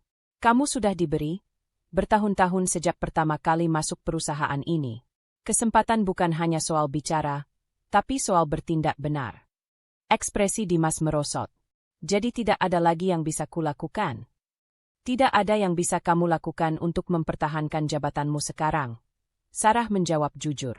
Tapi kamu bisa memilih bagaimana kamu keluar dari situasi ini. Dimas menghela napas panjang, seolah dari kedalaman yang belum pernah ia sentuh. Aku tidak mau dianggap pecundang. Kalau kamu takut terlihat pecundang, jawab Sarah, mulai dengan berhenti menyangkal kesalahanmu. Ia terdiam. Punggungnya perlahan membungkuk sedikit, bukan sebagai simbol menyerah, tapi lebih seperti seseorang mulai menerima kenyataan yang menampar terlalu keras. Aku tidak menyangka semuanya akan berakhir begini. Gumamnya, suaranya hampir tak terdengar. Sarah menatapnya tanpa mengelak. Tidak ada yang berakhir. Kamu masih punya hidup. Kamu masih bisa memperbaiki diri. Hanya posisimu yang sudah tidak bisa dipertahankan. Dimas mengangguk kecil. Gerakannya pelan, berat, seperti memindahkan batu besar dari dadanya. Sore menjelang ketika Dimas kembali ke ruangannya dan mencoba lagi menyusun presentasi pembelaannya, meski ia tahu tidak ada ruang untuk itu. Ia menata grafik, membuat catatan, menuliskan rencana pemulihan, upaya terakhir seseorang yang belum siap melepaskan. Namun setiap kali ia menatap layar, ia sadar. Semua itu tidak cukup. Bukan karena ia tidak mampu, tetapi karena kejujuran yang terlambat tidak bisa menyembuhkan keputusan yang sudah dibuat. Ia menutup laptop pelan. Tangannya sedikit gemetar. Dan untuk pertama kalinya, Dimas menerima bahwa posisi yang ia kejar begitu keras justru hilang karena ia mengejarnya dengan cara yang salah. Kabar pembekuan jabatannya yang berlangsung kacau kemarin masih membayang di seluruh sudut kantor ketika pagi itu Dimas kembali datang dengan langkah melemah namun dipaksakan tampak tegar. Ia membuka pintu ruangannya perlahan, mendapati meja yang selama ini menjadi simbol otoritasnya kini dipenuhi tumpukan dokumen investigasi. Tidak ada ucapan selamat pagi dari para staf, tidak ada senyum yang dulu selalu berusaha, ia balas seadanya. Keadaan sudah berubah. Reputasi yang dulu ia banggakan kini terasa seperti pasir yang lolos di sela-sela jemari. Dimas menghembuskan napas panjang, mencoba menyusun kalimat yang akan ia gunakan nanti di rapat direksi terakhir. Di layar komputernya, notifikasi bertumpuk, surat panggilan rapat resmi, laporan-laporan yang menyebut ketidakwajaran penggunaan aset perusahaan, serta evaluasi kinerja yang baru seminggu lalu ia abaikan. Ia menutup layar itu, menunduk, lalu menekan pelipisnya. Di luar pintu, terdengar langkah-langkah cepat para staf yang sibuk, namun tidak satu pun yang berhenti menyapanya. Kehilangan itu terasa lebih menusuk daripada kemungkinan diberhentikan. Ia tahu semuanya bermula dari sikapnya sendiri. Keputusan-keputusan impulsif setelah naik jabatan, perubahan cara memandang Sarah, dan kepercayaannya bahwa dunia akan selalu bersedia menghalalkan arogansi hanya karena ia memiliki gelar CEO. Tapi pengakuan itu hanya bergema dalam hati, tak pernah benar-benar ia ucapkan. Rapat dimulai pukul 10. Dimas datang sedikit lebih cepat, berharap ada kesempatan bicara informal dengan beberapa petinggi. Namun tidak ada seorang pun yang mengangkat wajah ketika ia masuk. Mereka tetap menunduk pada dokumen masing-masing, seakan kehadirannya tidak lagi memiliki bobot apapun. Sarah duduk di ujung meja, mengenakan blazer hitam lembut yang membuat kesan wibawanya semakin tegas namun tetap elegan. Tatapannya tidak memusuhi, tetapi juga tidak memberi ruang bagi simpati. Ia hanya menatap Dimas sekilas, lalu kembali membuka berkas di depannya. "Baik," ujar salah satu direksi senior, pria tua yang sejak awal tidak pernah terlalu dekat dengan Dimas. "Kita akan memulai sesi secara resmi." Suasana ruang rapat seketika menegang. Direksi senior itu menatap Dimas tanpa basa-basi. Hasil investigasi tahap awal menunjukkan penyalahgunaan fasilitas perusahaan yang tidak Anda laporkan. Ada pula ketidaksesuaian antara kebijakan operasional dan keputusan Anda dalam 2 bulan terakhir. Dimas mengangguk, pelan, berat, tetapi tidak membantah. "Semua itu bisa saya jelaskan," ujarnya dengan suara yang mencoba stabil. "Silakan," jawab direksi itu, meski ekspresinya menunjukkan ia tidak berharap banyak. Dimas berusaha mengutarakan alasan, tekanan jabatan, kesalahan administratif, dan kurangnya koordinasi. Kata-katanya runtut, tapi ruangan tetap dingin. Semua orang terlihat hanya menunggu akhir dari pembelaan itu, bukan isi penjelasannya. Ia memalingkan wajah sekilas ke arah Sarah. Wanita itu mendengarkan, tidak memotong, namun jelas tidak lagi melihatnya sebagai pasangan yang pernah ia bagi hidup. Kini Sarah memandangnya sebagai seorang profesional, yang kebetulan mengkhianati 2 hal sekaligus: rumah tangga dan kepercayaan perusahaan keluarganya. Saat pembelaannya selesai, Direktur Operasi menutup berkas dengan suara tegas. "Terima kasih, Dimas. Namun kami sudah mengambil keputusan berdasarkan keseluruhan temuan." Dimas menegakkan tubuhnya, meskipun ia tahu apa yang akan datang. Surat itu diletakkan di depan meja. Kop perusahaan, tanda tangan direksi, dan paragraf berisi keputusan akhir. "Mulai hari ini, Anda diberhentikan dari posisi CEO." Dimas menghela napas, tapi tidak ada lagi kekuatan untuk berdebat. Semua runtuh begitu saja. Ia meraih surat itu perlahan, seakan kertas itu terlalu berat. Sarah membuka suaranya, pertama kali sejak rapat dimulai. "Dimas." Suaranya lembut, tetapi tidak goyah. "Keputusan ini bukan karena perpisahan kita. Ini murni profesional." Ia mengangguk, meski matanya sedikit memerah. "Aku tahu. Perusahaan butuh stabilitas," lanjut Sarah. "Dan kamu tidak memberikannya." Kalimat itu sederhana, tapi terasa seperti titik terakhir dari semua yang masih ia pegang. Ia menunduk. "Baik." Para direksi bangkit dari kursi satu persatu. Tidak ada yang menepuk bahunya, tidak ada ucapan simpati. Mereka hanya menjalankan prosedur, dan Dimas hanyalah seorang eksekutif yang gagal mempertahankan integritas. Ruangan perlahan kosong, menyisakan hanya Sarah dan Dimas. Suasana hening. Dimas berdiri, merapikan jasnya.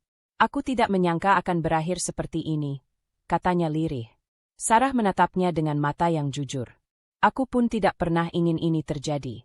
Tapi kadang orang baru belajar saat semua sudah runtuh." Dimas menelan ludah. Tidak ada yang bisa ia balas. Ia berjalan menuju pintu, namun sebelum keluar, ia berhenti sejenak. "Terima kasih. Setidaknya kamu tidak mempermalukanku di depan mereka." Sarah menatapnya lama. "Aku tidak ingin menghancurkanmu, Dimas. Kamu menghancurkan dirimu sendiri." Ucapan itu menyentuh ke titik yang Dimas paling takuti. Kenyataan. Ia keluar tanpa menoleh. Dan untuk pertama kalinya sejak semua dimulai, langkahnya tidak terdengar angkuh atau tergesa, melainkan kosong. Seperti seseorang yang akhirnya sadar kehilangan segala yang pernah ia banggakan. Sarah menghela napas pelan, menutup berkas rapat, dan untuk sesaat memejamkan mata. Ini bukan kemenangan baginya, hanya akhir yang memang harus terjadi. Kejatuhan resmi Dimas sehari sebelumnya masih menyisakan ketegangan di seluruh lantai manajemen ketika pagi itu Sarah melangkah masuk ke ruang rapat utama dengan kepala tegak dan pandangan stabil. Ia tidak mengatakan banyak saat memasuki ruangan. Cukup satu anggukan kecil yang membuat seluruh jajaran direksi berdiri memberi penghormatan singkat. Tidak ada suara yang tumpang tindih, tidak ada perdebatan. Semua orang tahu bahwa titik kepemimpinan telah bergeser, dan mereka harus menyesuaikan diri dengan perubahan itu. Sarah duduk di kursi yang selama ini menjadi posisi puncak manajemen, kursi yang dulu diisi Dimas, dan meletakkan tablet kerjanya di meja. Gerakannya tenang, tidak terburu-buru, sekaligus menunjukkan bahwa ia tidak mengambil alih karena emosi, melainkan karena kebutuhan. Baik, ucapnya membuka pertemuan, suaranya lembut namun tegas. Mulai hari ini, saya akan memimpin perusahaan secara langsung sampai struktur baru disusun. Para direksi mengangguk serempak. Sarah mengetuk layar tablet, menampilkan ringkasan kondisi terkini. Kita tidak akan membahas kesalahan masa lalu. Fokus kita adalah membangun ulang stabilitas dan memastikan tidak ada dampak jangka panjang dari transisi ini. Ia tidak menyebut nama Dimas. Tidak perlu. Semua orang sudah memahami konteksnya. Setelah rapat pagi itu, Sarah memulai hari kerja barunya dengan mengunjungi tiap departemen. Ia tidak memberi pidato panjang. Ia hanya menanyakan satu hal yang sama ke setiap kepala divisi. Apa hambatan terbesar kalian saat ini, dan apa yang paling kalian butuhkan untuk bekerja efektif? Tidak ada yang berputar-putar. Semua menjawab cepat, jujur, dan langsung mengungkap masalah teknis. Proses approval yang terhambat, alur komunikasi yang lambat, dan beberapa kebijakan era Dimas yang dianggap tidak realistis untuk kebutuhan operasional. Sarah mencatat semuanya secara ringkas. Baik, katanya setelah mendengar laporan terakhir. Saya akan menangani 3 prioritas terbesar hari ini. Ia kembali ke ruangannya, duduk, dan mulai bekerja dengan kecepatan yang mengejutkan staf yang sesekali membawa berkas ke dalam. Tanpa emosi meledak, tanpa keluhan.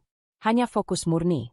Sarah menandatangani revisi kebijakan, memperbaiki sistem persetujuan digital yang sebelumnya dibuat rumit, dan menghubungi divisi keuangan untuk mengaudit penggunaan dana operasional agar lebih transparan. Beberapa staf yang terbiasa melihat pimpinan memberi instruksi jarak jauh kini justru mendapati Sarah ikut duduk bersama mereka untuk meninjau laporan. Keberadaannya memberi rasa aman yang berbeda. Tidak mengintimidasi, tetapi juga tidak membuka ruang bagi kelalaian. Sore hari, rapat lanjutan dengan jajaran direksi berlangsung lebih cepat dari biasanya. Untuk kebijakan operasional, ujar Sarah sambil memutar layar presentasinya menuju mereka. Kita kembalikan ke model sebelumnya, namun dengan pembaruan digital agar proses tidak lagi terhambat. Sistem baru akan aktif 2 hari lagi. Direktur operasi mengangguk. Akan kami jalankan. Kedua, lanjut Sarah, restrukturisasi manajemen proyek akan disederhanakan. Tidak perlu 3 lapisan persetujuan. 2 lapisan cukup. Direktur marketing merespons. Itu akan mempercepat keputusan di lapangan. Terima kasih, Bu Sarah. Yang ketiga, Sarah mengalihkan fokus ke reputasi perusahaan. Saya ingin tim PR menyiapkan pernyataan singkat. Tidak perlu menjelaskan detail internal.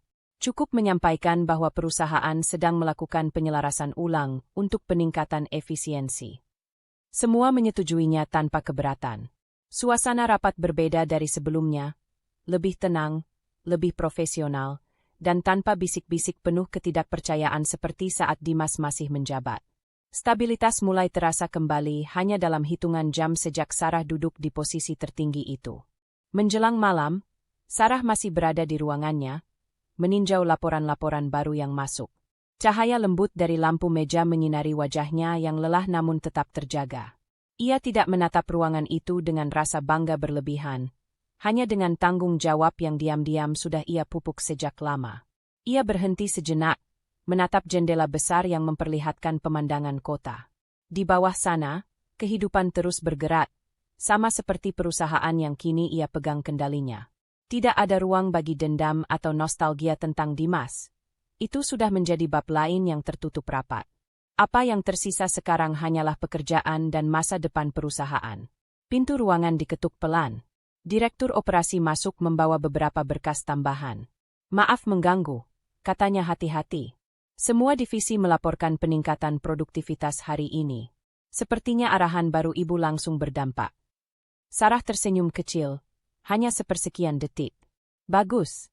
Tolong minta semua kepala divisi mengirim pembaruan mingguan mulai besok. Tentu. Setelah pintu kembali tertutup, Sarah menarik napas panjang. Hari itu berjalan lebih berat dari apapun yang ia bayangkan, tetapi juga lebih stabil dari yang ia khawatirkan. Kepemimpinan bukan sesuatu yang asing baginya. Ia hanya menahannya selama ini demi menjaga rumah tangga yang akhirnya tidak bisa ia pertahankan. Kini, tanpa beban itu, ia bergerak lebih bebas. Dan perusahaan merasakannya. Sebelum pulang, Sarah menuliskan pesan singkat untuk seluruh staf melalui portal internal perusahaan. Transisi ini bukan tanda keruntuhan, melainkan kesempatan untuk memperkuat fondasi kita. Saya berharap kerjasama dari semua pihak. Mari kita bangun ulang perusahaan ini dengan integritas. Pesan itu dikirim. Dalam hitungan menit, puluhan respons positif mengalir. Sarah menutup laptopnya dengan tenang. Hari kepemimpinannya baru dimulai, dan perusahaan yang sempat diguncang kini perlahan kembali berdiri tegak bersama dirinya. Setelah menyelesaikan hari panjang sebagai pemimpin baru perusahaan, Sarah meninggalkan ruang kerjanya dengan ketenangan yang sama seperti saat ia memasuki kantor pagi tadi. Lorong sudah hampir kosong ketika ia berjalan menuju lift. Tetapi langkah seseorang terdengar berhenti tak jauh di depan. Dimas berdiri di sana, diam, seolah menunggu tanpa benar-benar tahu apa yang ingin ia katakan. Sarah menghentikan langkah, menatapnya dengan ekspresi netral. "Bolehkah kita bicara sebentar?" Suara Dimas terdengar lemah, tidak lagi penuh percaya diri seperti dulu. Sarah mengangguk tanpa menunjukkan keengganan ataupun keinginan. "Baik, di ruang rapat kecil saja." Mereka berjalan tanpa kata. Pintu ruangan tertutup pelan begitu mereka masuk, meninggalkan keduanya dalam keheningan yang cukup panjang sebelum akhirnya Dimas bersandar sedikit pada meja. Aku tahu semua ini salahku," katanya, suaranya pecah tetapi tetap ditahan agar tidak jatuh menjadi dramatik. "Aku tidak akan mencari alasan." Sarah tidak membalas dengan cepat. Ia duduk, merapikan letak kursinya, lalu menatapnya langsung. "Kalau kamu sudah tahu itu, bagus. Kita tidak perlu membahas hal-hal yang sudah jelas." Dimas mengusap wajahnya sebentar, gerakan yang menunjukkan beratnya perasaan tanpa perlu kata-kata tambahan. "Aku tidak menyangka semuanya akan berakhir begini. Aku terlalu sibuk mengejar posisi itu sampai lupa bagaimana memperlakukanmu." Sarah mendengarnya dalam diam. Tidak ada kemarahan, tidak ada sinisme. Ia hanya ingin menyelesaikan ini dengan hati yang bersih. "Aku tidak datang hari itu untuk mempermalukanmu," katanya perlahan. "Aku datang karena aku berhak mengetahui apa yang terjadi di perusahaan. Dan kamu memilih meninggalkan rumah sebelum kita bicara." Dimas menelan ludah, matanya meredup. "Aku tahu. Aku pengecut." "Tidak," Sarah membantah singkat. "Kamu hanya membuat keputusan buruk. Tanggung jawabnya kamu jalani sekarang." Keheningan kembali jatuh. Namun kali ini tidak setegang sebelumnya, lebih seperti ruang yang memberi kesempatan bagi keduanya untuk bernapas. Dimas menarik napas panjang. "Sarah, aku menyesal. Bukan hanya soal pekerjaanku. Aku menyesal memperlakukanmu seperti beban ketika kamu justru orang yang paling mempercayai kemampuanku." Sarah menautkan jari-jari tangannya di atas meja, lalu melepaskannya perlahan. "Aku tidak ingin kamu meminta maaf berkali-kali. Aku sudah menerima semuanya. Yang penting sekarang, kamu tahu apa yang harus kamu perbaiki." Ia tidak memberikan nasihat, tidak memberikan pidato panjang tentang pelajaran hidup. Itu bukan tujuannya. Ia hanya ingin menutup bab itu dengan kepala tegak. Dimas mengangguk kecil. "Aku tidak berharap kamu memaafkanku sepenuhnya." "Aku sudah memaafkanmu," Sarah membalas tenang. "Tapi itu tidak berarti kita bisa kembali seperti dulu." Reaksi Dimas hanya menunduk. Bukan terkejut, bukan tersinggung. Hanya menerima kenyataan yang sebenarnya sudah ia duga sejak ia melihat Sarah berjalan masuk ke kantor, dengan wibawa yang tidak pernah ia sadari sebelumnya. "Aku pikir aku tahu siapa dirimu," katanya dengan suara yang sangat pelan. "Ternyata aku bahkan tidak mengenalmu sebanyak yang kubayangkan." Sarah tersenyum kecil, senyum yang tak mengandung kebanggaan maupun sindiran. "Aku tetap orang yang sama, Dimas. Kamu hanya tidak melihatku dengan benar." Dimas mengangkat wajah. Ada sesal yang padat namun tidak meledak-ledak. "Aku kehilangan semuanya dalam satu hari." "Tidak semuanya," balas Sarah lembut. "Kamu masih punya kesempatan untuk memperbaiki kehidupanmu. Kamu masih punya kemampuan, pengalaman, dan waktu. Kamu hanya kehilangan posisi dan aku. Tapi hidup orang tidak selesai sampai di situ." Ucapan itu membuat Dimas terdiam agak lama. Ia mengangguk perlahan, seolah memaksa dirinya menerima bahwa Sarah tidak datang ke sini untuk membalas, tetapi untuk melepaskan ikatan terakhir tanpa menyakiti siapapun. "Aku ingin kamu tahu, Dimas akhirnya berkata, "Meski aku telat, aku benar-benar menyesal menyia-nyiakanmu." Sarah berdiri. "Terima kasih untuk kejujurannya. Itu cukup." Ia berjalan menuju pintu, tetapi berhenti sebentar sebelum membuka gagang. "Kita berdua punya hidup baru setelah ini. Semoga kamu memulai hidupmu dengan lebih baik." Dimas menatap punggungnya dengan mata yang berkaca tanpa memohon. Ia tidak mengejar, tidak meminta kesempatan kedua. Momen itu bukan tentang kembali, melainkan tentang berakhirnya satu ruang emosional yang terlalu lama dibiarkan terbuka. "Terima kasih, Sarah," katanya lirih. "Untuk segalanya." Sarah tidak menoleh. Ia hanya mengangguk kecil, gerakan sederhana yang terasa jauh lebih kuat daripada kata-kata panjang. Setelah itu ia membuka pintu dan melangkah keluar. Udara lorong terasa lebih ringan, seolah ruangan tadi menyimpan beban yang akhirnya tidak lagi melekat di tubuhnya. Ketika pintu tertutup, ia melepaskan napas yang tidak sadar ia tahan. Bukan lega karena menang, melainkan karena akhirnya ia selesai dengan sesuatu yang dulu pernah ia perjuangkan habis-habisan. Hubungan yang retak itu tidak lagi menghantuinya.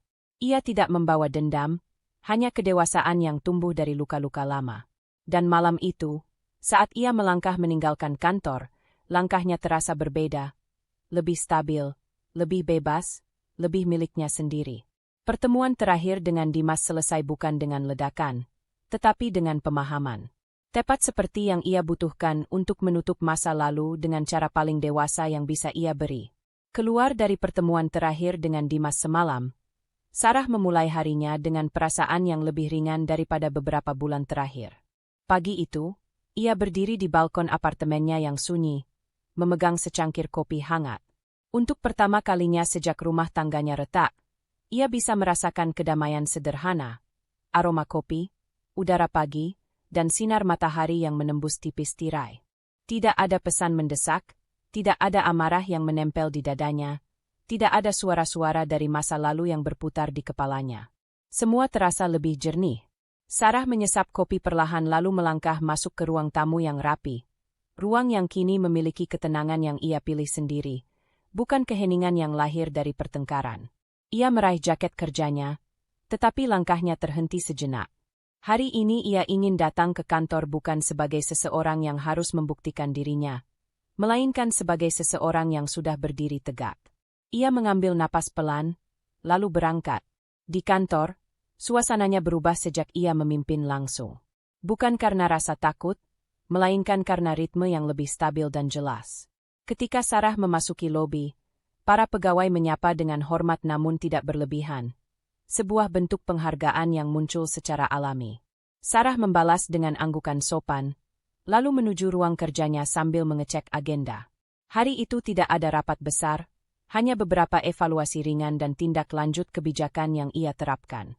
Begitu duduk di kursinya, ia membuka beberapa laporan terbaru.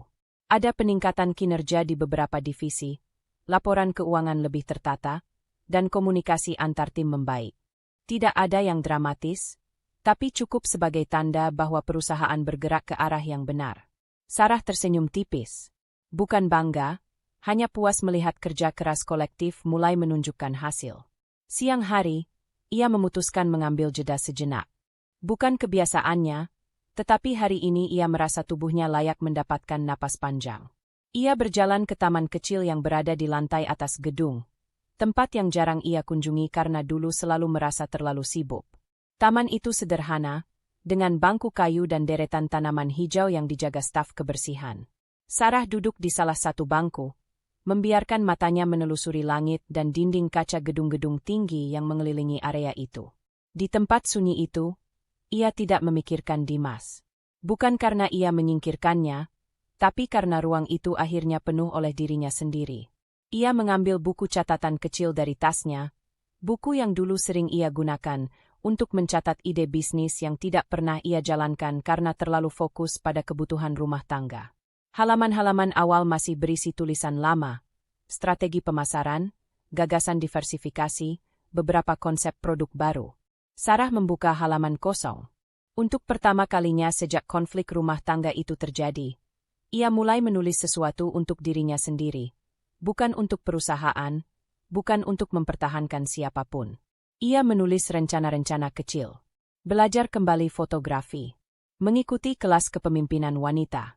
Perjalanan singkat ke daerah pegunungan. Melanjutkan program beasiswa internal perusahaan. Daftar yang tidak mencolok tapi terasa segar. Sesuatu yang membuatnya tersenyum kecil. Saat kembali ke ruangannya, Direktur Operasi mengetuk pintu dan masuk setelah mendapat izin. Semua laporan mingguan sudah masuk, katanya sambil menyerahkan map tipis. Dan sebagian besar menunjukkan peningkatan. Terima kasih, jawab Sarah. Direktur itu menunduk sedikit, lalu berkata, untuk apapun yang ibu lakukan akhir-akhir ini, dampaknya terasa. Terima kasih sudah menstabilkan keadaan. Sarah tidak bereaksi berlebihan. Ia hanya mengangguk. Ini kerja bersama. Setelah orang itu keluar, Sarah membuka map dan membaca laporan-laporannya satu persatu. Di setiap halaman, ia melihat bukti bahwa keputusannya selama ini tidak sia-sia. Tim yang lebih solid, alur kerja lebih lancar, dan atmosfer kantor yang tidak lagi tegang. Namun yang paling terasa adalah perbedaannya pada dirinya sendiri. Ia tidak lagi bekerja dengan bayang-bayang seseorang, tidak lagi mencoba membuktikan bahwa ia layak dihargai. Kini ia bekerja dengan kejelasan dan kekuatan yang tumbuh dari luka yang sudah sembuh. Sore harinya, Sarah pulang lebih awal, hal yang jarang ia lakukan.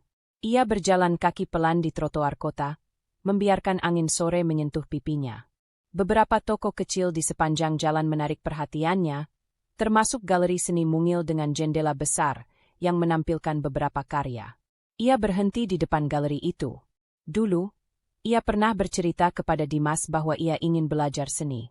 Dimas hanya menjawab singkat, nanti saja, dan impian kecil itu menguap bertahun-tahun. Kini, tanpa tekanan siapapun, ia mendorong pintu galeri dan masuk. Ia mengelilingi ruangan pelan, memperhatikan lukisan-lukisan dengan warna hangat dan sapuan yang tenang. Rasanya seperti melihat bagian dari dirinya yang dulu ia simpan terlalu dalam. Ia berdiri lama di depan sebuah lukisan bergambar jalan setapak di dalam hutan. Jalur itu mengarah ke cahaya lembut di kejauhan, tanpa detail berlebihan. Seolah menggambarkan perjalanan panjang yang pelan tapi pasti menuju tempat yang lebih terang. Sarah tersenyum kecil. Tanpa disadari, ia selama ini berjalan di jalan itu. Malam hari, di rumah, ia menyalakan lampu ruang tamu dan membuka jendela untuk membiarkan udara malam masuk. Ia membuat teh hangat, duduk di sofa, dan memandangi kota melalui jendela. Tidak ada suara gaduh, tidak ada ketakutan bahwa pintu akan dibanting atau seseorang akan pulang dengan kemarahan. Hanya keheningan yang menenangkan. Ia memeluk lututnya sebentar, bukan karena kesedihan, tapi karena rasa syukur. Akhirnya ia menemukan tempat yang benar-benar menjadi miliknya. Pemulihan bukan datang tiba-tiba, ia datang dari hal-hal kecil yang akhirnya bisa ia lakukan tanpa bayang-bayang siapapun. Dan kebangkitannya bukan tentang membalas siapapun, melainkan tentang kembali menjadi diri sendiri. Sarah mengambil buku catatan kecilnya lagi, membuka halaman yang ia tulis tadi, dan menambahkan satu kalimat baru. Aku bebas. Ia menutup buku itu pelan dan membiarkannya tergeletak di meja. Malam itu, ia tidur dengan hati yang ringan, tanpa masa lalu yang menahan, dan dengan masa depan yang lebih luas daripada yang pernah ia bayangkan. Stabilitas baru Sarah terasa jelas dari cara ia membuka pagi dengan langkah mantap dan pikiran yang lebih jernih daripada sebelumnya.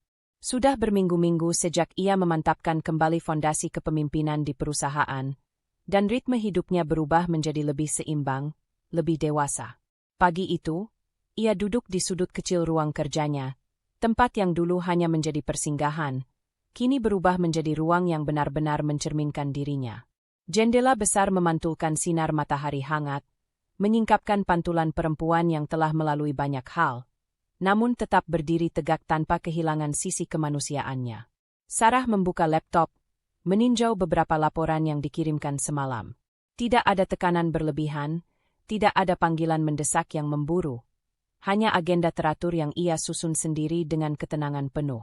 Sesekali ia berhenti, menarik napas panjang, seolah memeriksa apakah ketenangan ini benar-benar nyata.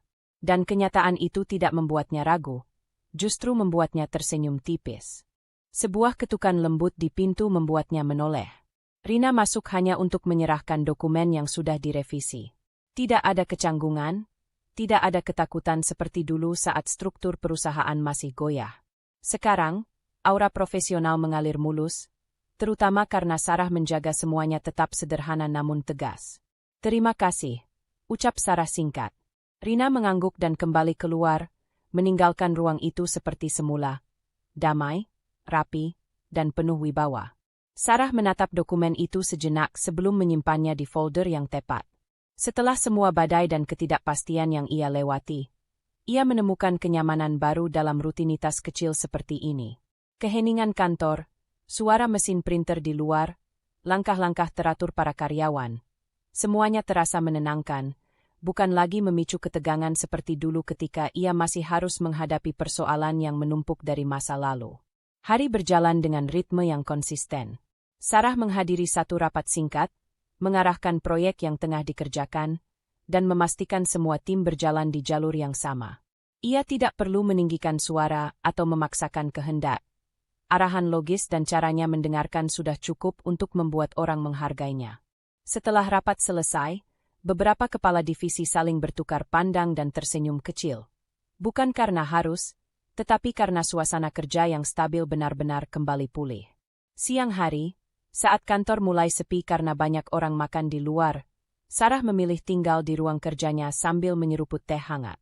Ia membuka buku catatan kecil berisi rencana jangka panjang perusahaan. Satu halaman kosong masih menanti untuk diisi, tapi entah kenapa, hari ini ia tidak merasa perlu tergesa-gesa. Untuk pertama kalinya dalam waktu yang lama, ia memberi dirinya ruang untuk sekadar duduk, melihat keluar jendela, dan menikmati rasa lega yang meresap perlahan. Pikirannya tidak dipenuhi kekhawatiran. Tidak lagi terbelah antara masa depan dan bayang-bayang lama yang pernah membebani. Ada satu dua kenangan yang muncul, tapi ia membiarkannya lewat begitu saja, tanpa perlawanan dan tanpa ketertarikan untuk menahan. Masa lalu itu penting, namun tidak lagi menentukan arah hidupnya. Dan itu terasa melegakan. Menjelang sore, Sarah turun ke lantai produksi untuk melihat perkembangan salah satu proyek. Para karyawan yang melihatnya memberi salam hormat, bukan dengan ketakutan, tetapi dengan penghormatan yang tulus. Perubahannya sebagai pemimpin terlihat jelas dari cara mereka bersikap. Tenang, percaya diri, dan tidak lagi berjalan di atas ketidakpastian. Setelah semuanya selesai, Sarah kembali ke ruang kerjanya, menutup pintu, lalu duduk perlahan. Cahaya sore menyapu permukaan meja, menambah kehangatan yang membuat hatinya terasa penuh. Tangan Sarah tergerak membuka salah satu laci, mengambil pena, dan menulis sesuatu singkat di buku catatannya. Hari ini bukan kemenangan. Hari ini hanya bukti bahwa aku sudah berdamai. Ia menutup buku itu dengan lembut. Tidak ada drama besar menjelang akhir hari. Tidak ada kejutan yang membuat alur hidupnya berbelok secara mendadak. Justru, ketenangan inilah yang menjadi puncak ceritanya. Tempat ia berdiri sebagai perempuan yang telah melalui badai panjang dan kini memilih kehidupan yang lebih bijak, lebih tenang, dan lebih jujur pada dirinya sendiri. Ketika matahari mulai turun, ia mematikan laptop, merapikan meja, dan berdiri. Ruangan itu terasa seperti ruangan baru. Meski sebenarnya tidak berubah. Yang berubah adalah dirinya, cara ia memandang hidup, cara ia menghadapi keputusan, dan cara ia melangkah. Sarah menutup pintu kantor dan berjalan menuju lift. Langkahnya mantap, tidak terburu-buru, namun jelas menunjukkan seseorang yang tahu persis kemana ia pergi setelah ini, baik dalam hidup maupun dalam hatinya. Dan pada akhirnya, keteguhan itu tidak datang dari balas dendam, bukan dari kemenangan atas siapapun, dan bukan pula dari kehilangan yang ia alami. Keteguhan itu lahir dari dirinya sendiri. Dan itu sudah lebih dari cukup. Setiap orang mungkin pernah melalui masa ketika hidup terasa tidak adil, ketika kepercayaan dikhianati, atau ketika perjuangan tampak tidak dihargai. Tetapi kisah Sarah mengingatkan kita bahwa kekuatan tidak selalu tampak dari keberanian untuk melawan. Kadang justru dari keberanian untuk tetap melangkah tanpa membiarkan luka mengendalikan arah langkah. Benar bahwa proses pemulihan membutuhkan waktu, kadang juga kesepian. Tapi selama kita berani menetapkan batas, membangun diri perlahan, dan tetap jujur pada nilai-nilai yang kita pegang, maka jalan keluar akan terbentuk, bahkan ketika kita belum melihatnya. Ingatlah, Tidak semua kehilangan adalah akhir. Terkadang itu adalah awal ruang kosong yang memang perlu disiapkan untuk kehidupan yang lebih selaras dengan diri kita yang sebenarnya. Terima kasih telah mengikuti kisah ini hingga akhir. Semoga perjalanan Sarah memberi Anda sedikit kekuatan, sedikit ketenangan, dan sedikit keberanian untuk menghadapi bab berikutnya dalam hidup Anda sendiri. Jaga diri baik-baik. Tetap tegar, tetap lembut, dan tetap menjadi diri Anda dengan segala versi terbaik yang sedang Anda bangun. Sampai jumpa di cerita berikutnya. Berikut hook awal pembuka dalam bentuk satu kalimat yang ditulis dalam 3 baris, kuat, elegan, dan langsung menarik perhatian. Tidak pernah terlintas di benak Sarah bahwa hari ketika suaminya menjauh, justru menjadi hari ia menemukan kembali dirinya. Dan seluruh dunia akhirnya melihat siapa yang sebenarnya memegang kendali.